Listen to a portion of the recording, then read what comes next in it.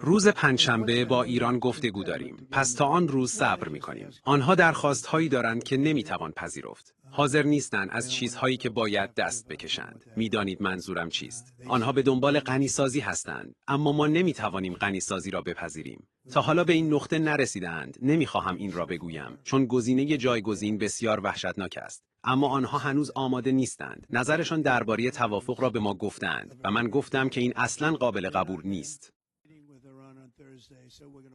روز پنجشنبه با ایران گفتگو داریم. پس تا آن روز صبر می‌کنیم. آنها درخواست‌هایی دارند که نمی‌توان پذیرفت. حاضر نیستند از چیزهایی که باید دست بکشند. می‌دانید منظورم چیست؟ آنها به دنبال غنیسازی هستند، اما ما نمی‌توانیم غنیسازی را بپذیریم.